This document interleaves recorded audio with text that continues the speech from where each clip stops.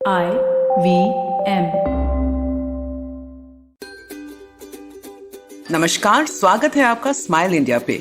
यहाँ आप मेरे यानी शिफा माइत्रा के साथ सुनते हैं हर हफ्ते देश भर से दिलचस्प समाचार जो हमें याद दिलाते हैं कि स्माइल करने के बहुत सारे कारण हैं देश में। शुरू करते हैं केरला से। यहाँ बने हैं 25 नायाब स्कूल जिन्हें वेंचर विलेज नाम की संस्था चलाती है। इसे 2 केरला के वासियों ने बनाया, डॉक्टर अरूप और उन्नी कुरूप।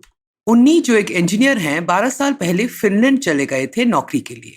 वहां बहुत कुछ सीखा, उनके अपने बच्चों को पढ़ते हुए देखा और तय किया कि ऐसे स्कूल हमारे यहाँ भी बनने चाहिए। नौकरी के साथ पढ़ाई की, एंटरप्रेन्योर एजुकेशन में डिग्री ली, फिर अपने पैसे डाल के दोस्त के साथ ये काम शुरू किया।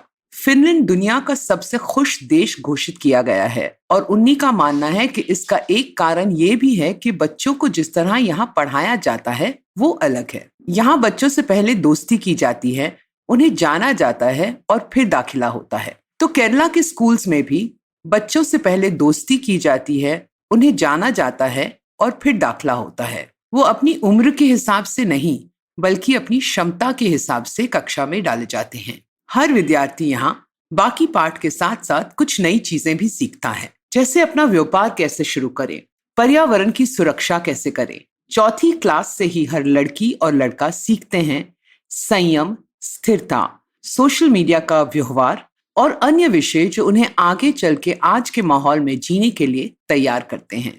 आज उन्हीं के वेंचर विलेज से लगभग 4000 बच्चे इस नए ढंग से सीख रहे हैं, अपने कल को मिलने के लिए तैयार। मैं आशा करती हूँ कि ऐसे स्कूल देश भर में खुले, बहुत फर्क पड़ेगा। चलो अब बात करते हैं एक रेलवे स्टेशन के बारे में। याद है बचपन में खासकर छोटी जगहों पर लोग यूं ही रेलवे स्टेशन चले जाते थे टहलने, घूमने फिरने की जगहें कम जो होती थी। अब हम सब भी ऐसा कर सकते हैं बहुत जल्द। एक स्टेशन बन रहा है सिर्फ पर्यटकों के लिए। यहाँ ना कोई ट्रेन आएगी न जाएगी। अच्छा, अब राज खोलती हूँ। ये है 124 साल पुराना बिक्रम चौक स्टेशन जो जम्मू में स्थित है। एक जमाने में जब जम्मू और कश्मीर में रेल शुरू हुई थी, ये एक अहम स्थान था। सियालकोट से पहले राजा ने फिर अंग्रेजों ने इसे बड़ी शान से बनाया था। लोगों की चहल पहल से गूंजता, खाने पीने के कई स्टॉल थे और अपने प्रियजनों के साथ लोग अक्सर यहाँ फोटो भी खिंचाते थे। इतना सुंदर स्टेशन जो ठहरा। फिर देश का बंटवारा हुआ, सियालकोट अब पाकिस्तान में था, तो अमृतसर से गाड़ी वहां के लिए बंद हो गई और लोग बिक्रम चौक को भूल गए। इस साल पर्यटन मंत्रालय ने तय किया कि इस स्टेशन को फिर जीवित किया जाए। विशेषज्ञों ने दिखाया क्या क्या पुनर्जीवित किया जा सकता है। यहाँ जगह की मरम्मत हो रही है और नया स्टेशन बिल्कुल वैसा लगेगा जैसे 124 साल पहले लगता था। जल्द ही इसे जनता के लिए खोल दिया जाएगा। लोग यहाँ टहल सकते हैं, पढ़ सकते हैं उस वक्त के बारे में, तस्वीरें देख सकते हैं जिसमें लोग उस समय के पहनावे में थे।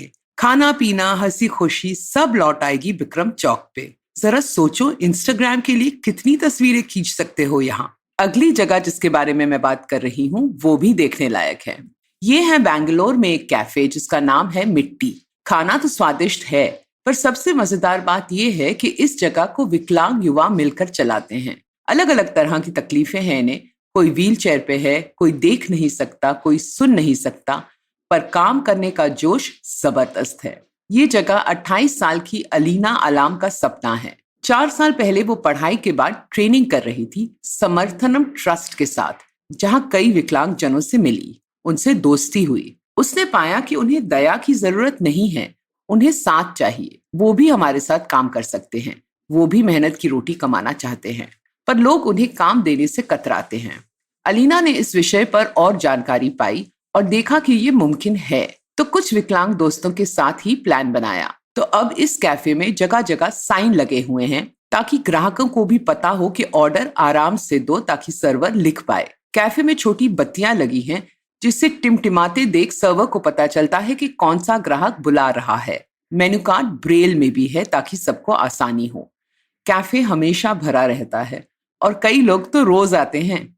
अलीना देखकर हैरान है कि बिना किसी दिक्कत के ये दोस्त रोजमर्रा का सारा काम संभाल लेते हैं। जब ग्राहक उन्हें इज्जत देते हैं, हंसकर बात करते हैं, उनका चेहरा देखने लायक होता है। यहाँ कोई सिर्फ महीने की अंत में मिलने वाली तनख्वाह के लिए काम नहीं करता।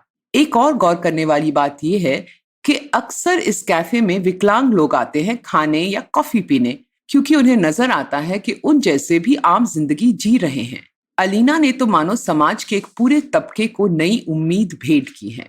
कितना सही होता ना अगर देश के अलग अलग हिस्सों से लोग मिट्टी में ट्रेनिंग लेकर अपने यहाँ भी ऐसे कैफे शुरू करते। यही सही वक्त है यारो। अब आखिरी खबर है कोलकाता से, जहां पागल और पाठशाला नामक एक संस्था बहुत ही कमाल की चीज कर रही है। जैसे कि इनके नाम से पता चल जाता है, ये संस्था कुछ हटके है। यहाँ शहर के कलाकार, चाहे वो अभिनेता हो, नाटककार हो, संगीत से संबंध रखते हो या नृत्य से, अक्सर मिलकर धमाल करते हैं। सप्तऋषि रे, एक जाने माने एक्टर, इसका हिस्सा है और हाल ही में उन्होंने सबसे कहा कि चलो शहर के छोटे सिनेमा घरों को बचाते हैं।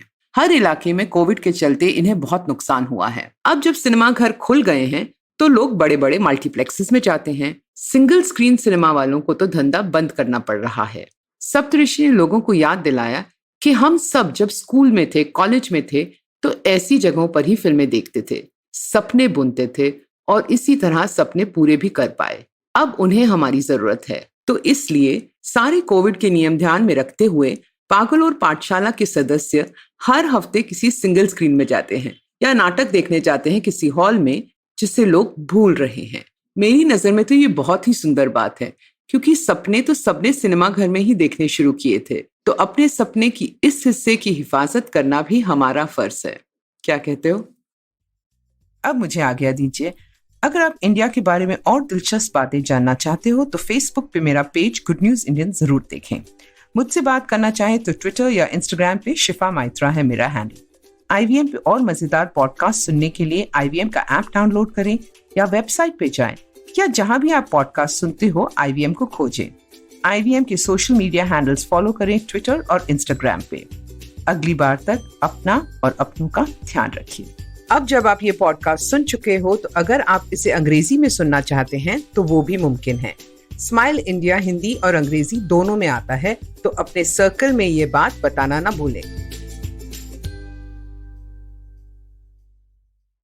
Hello, everybody. It's been another great week on the IVM Podcast Network. An app for extramarital relationships sounds interesting? Well, it exists, and it's booming. On GBCD, Farad and Sunetru talk to Sybil Shadel from Gleeden, a dating service primarily marketed to women. On Simplified, the gang discuss the phenomena of sports washing illustrated by the recent Saudi takeover of the Newcastle United Football Club.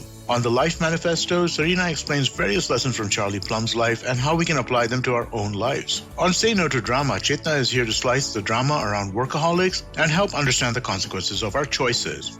And learn how to simplify your personal finances on Paisa Vaisa as Anupam speaks to co-founders of 5Money, Sujit Narayan and Sumit Golani. Do follow us on social media. We're IVM Podcast on Twitter, Facebook, Instagram, and LinkedIn. And remember, if you're enjoying this show or any of our other shows for that matter, please do tell a friend. And finally, we'd like to thank our sponsors on the network this week: Cred, Bank of Baroda, Quarter, CoinSwitch, Kuber, Slate Coffee, Intel, Kotak Mahindra Bank, and Oxfam India. Thank you so much for making this possible. Are you looking for finance products and services that can enhance your personal finance experience? Are you looking for a space to talk about your financial product or service? And are you looking for a crisp talk show where the conversation is all about money? Well, your search ends here. Hi, my name is Anupam Gupta and I'm host of the Paisa Vaisa podcast, and I invite you for the conversation about your personal finance on each Monday on the IVM Podcast app or the website or on any podcast streaming platforms. See you folks.